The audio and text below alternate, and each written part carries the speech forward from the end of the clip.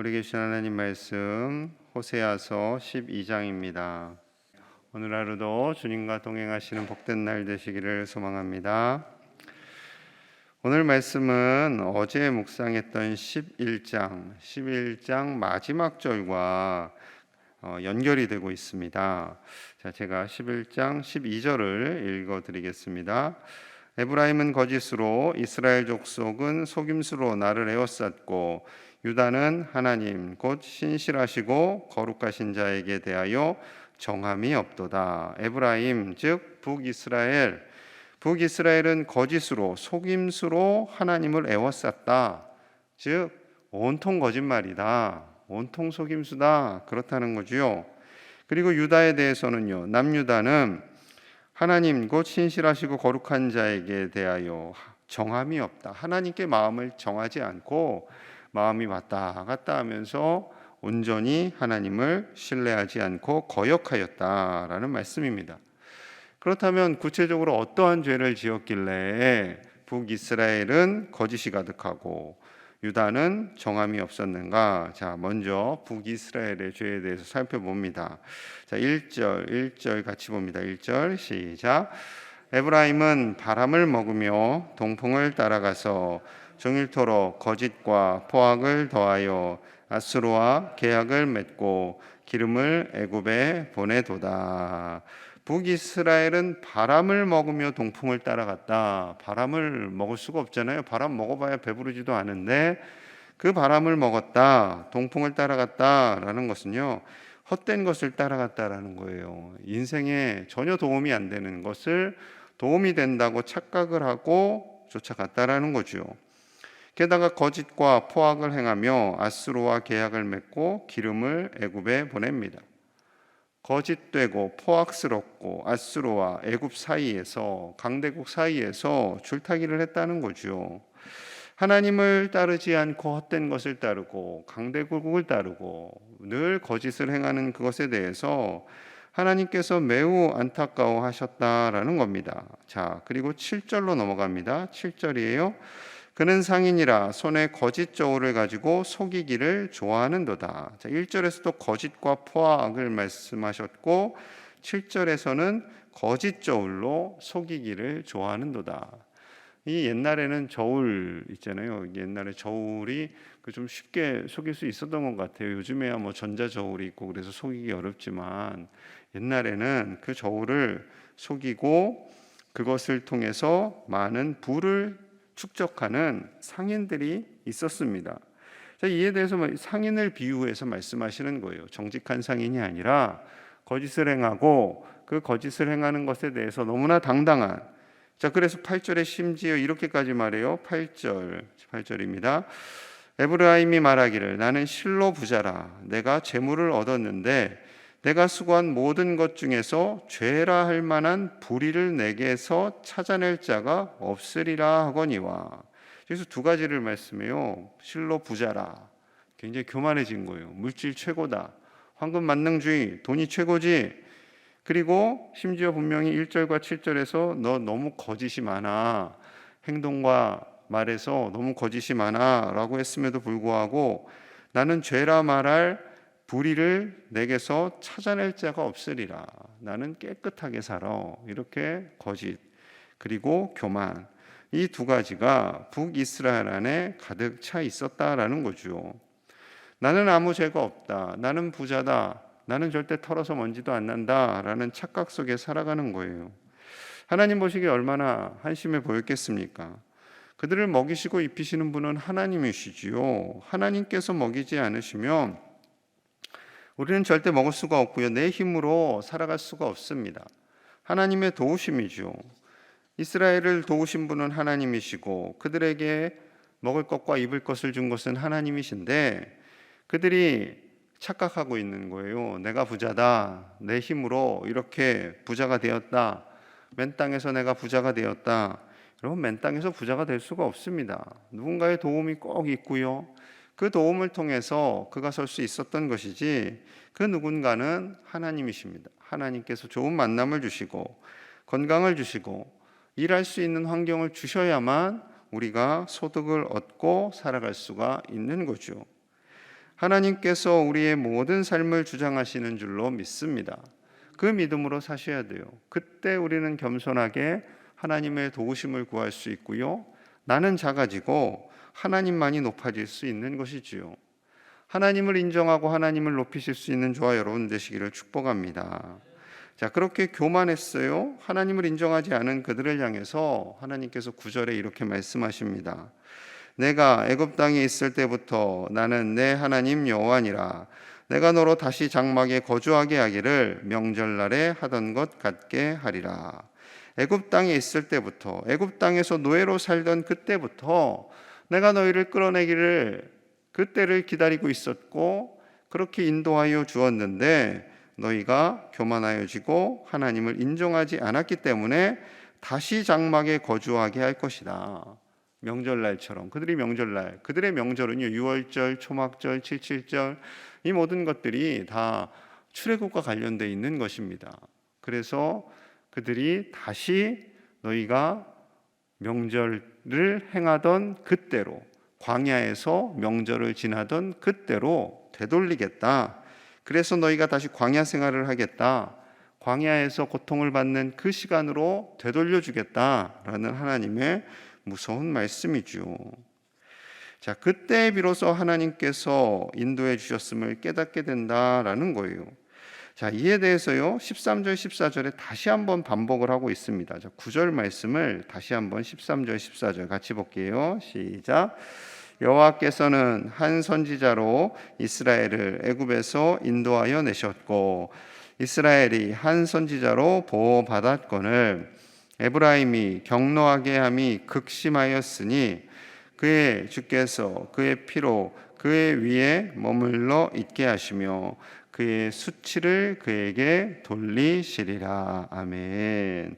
하나님께서 한 선지자 모세지요. 모세를 통해서 출애굽하게 하셨습니다. 애굽에서 건져내 주셨어요.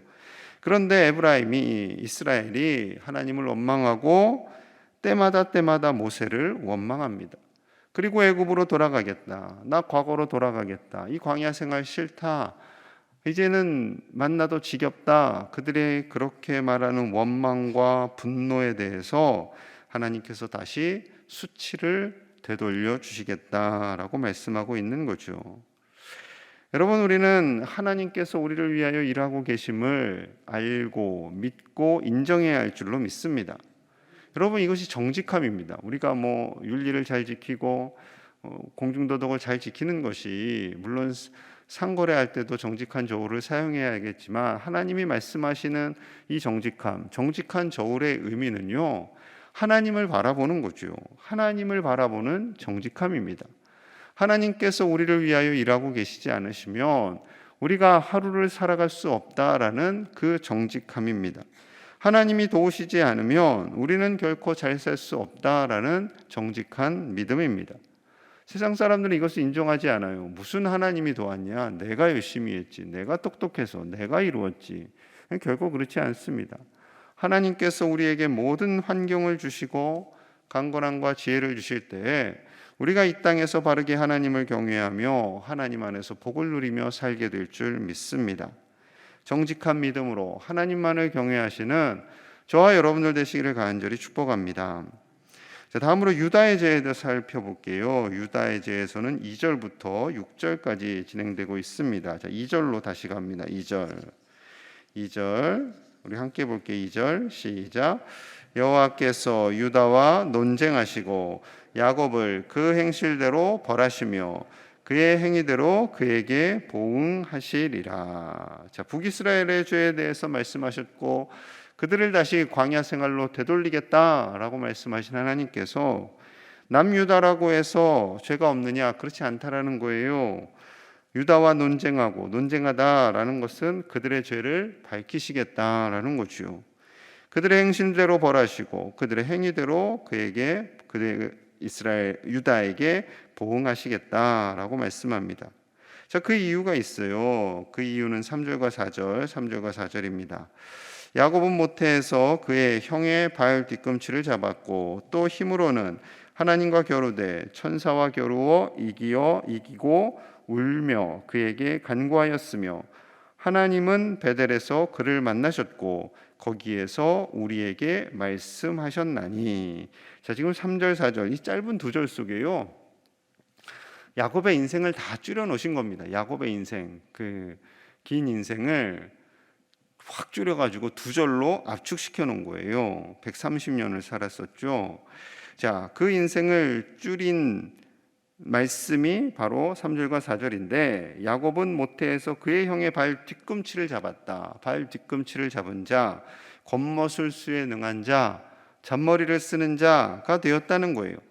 어차피 하나님께서 야곱을 통해서 유다의, 이스라엘의 정체성을 이어가실 것을 말씀하셨거든요. 야곱을 통해서 12아들을 낳고 그 12아들이 12지파가 되고, 이것을 하나님께서 이미 계획을 하셨는데 인간적인 생각이 앞서요. 그래서 형을 속입니다. 심지어 아버지를 속입니다. 이런 일에 대해서는 결코 하나님이 원하시는 것이 아니지요. 하나님의 때를 기다리고 하나님의 일하심을 바라봐야 하는데, 인간적인 생각이 더 앞서가서 아버지와 형을 속이고, 그로 인해서 라반의 삼촌 라반에 의해서 20년간 훈련을 받게 됩니다.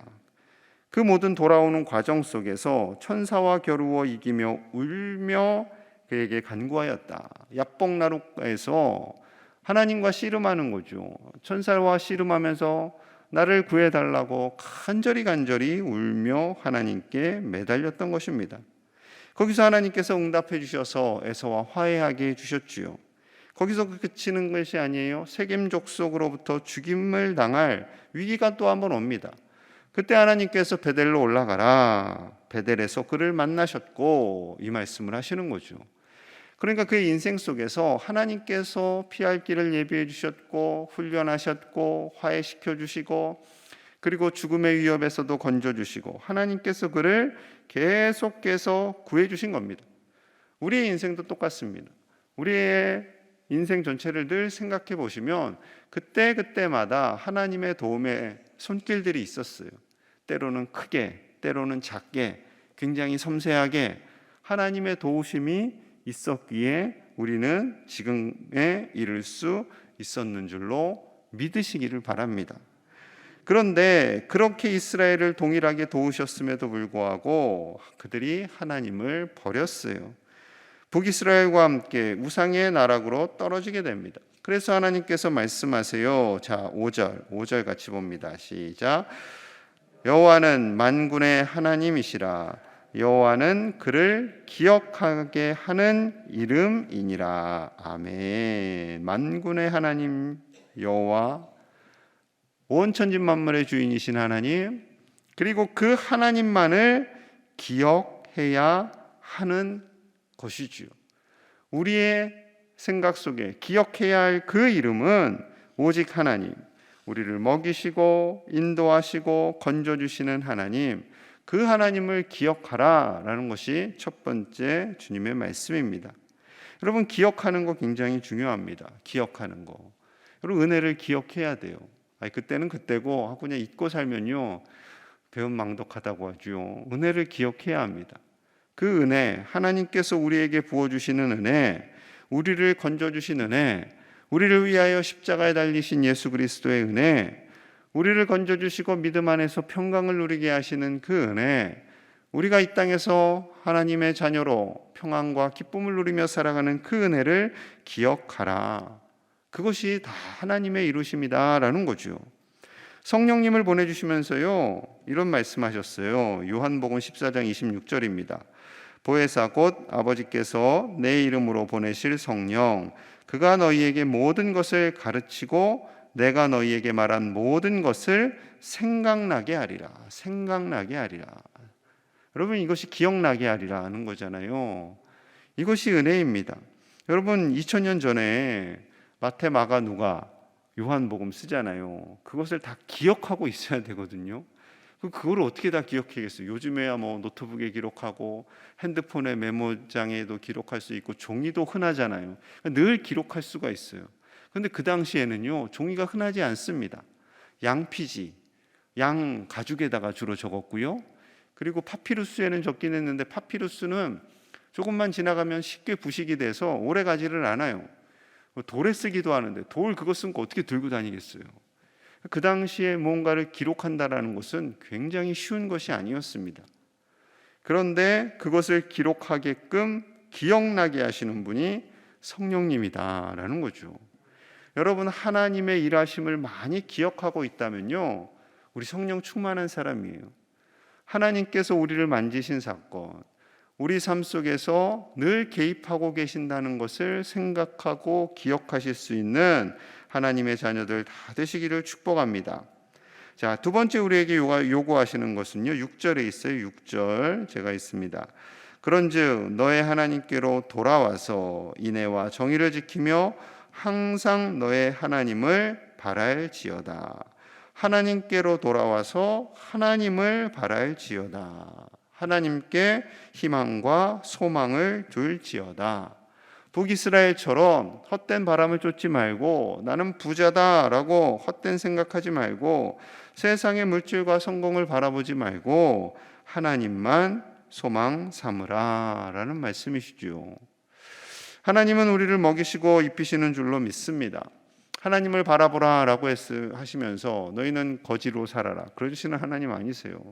하나님 바라보면 먹고 사는 문제 책임져 줄게 라고 말씀하시는 거죠. 뭐 엄청난 부자는 되지 않는다 할지라도 하나님께서 우리의 먹고 사는 문제를 반드시 책임져 주시고 선하게 인도하여 주실 줄로 믿습니다. 하나님께서 책임져 주시는 인생, 하나님만 바라보는 인생, 하나님을 기억하는 인생으로 사시는 오늘 한날 되시기를 간절히 축복합니다. 우리 함께 마음을 모아서 기도하겠습니다. 하나님을 기억하고 하나님을 바라보게 하여 주시옵소서. 교만하지 않게 하여 주시옵소서. 내가 한 것이라고 착각하지 않게 하여 주시옵소서. 오직 하나님께서 하신 일인 줄로 믿습니다.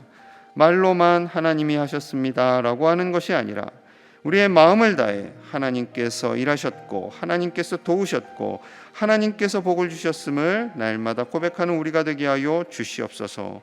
우리 교회학교 우리 자녀손들이 그렇게 믿음 안에서 살아 하나님을 경외하며 사는 복된 믿음의 권속들이 되게 하여 주옵소서. 교회학교를 위해서도 기도하시고요. 또한 오늘 수요예배 교구별로 수요예배 드립니다. 교구 목사님과 교구 식구들과 함께 하나님께서 기뻐하시는 예배가 되게 하여 주시옵소서. 교구 가족들과 하나 되는 은혜의 시간이 되게 하여 주시옵소서.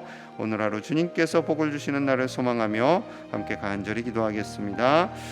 하나님 아버지 감사합니다. 하나님이 우리를 위하여 일하신 줄로 믿습니다. 아버지여, 교만하지 않게 하시고 겸손하게 하여 주시옵소서. 정직한 믿음으로 살게 하여 주시옵소서.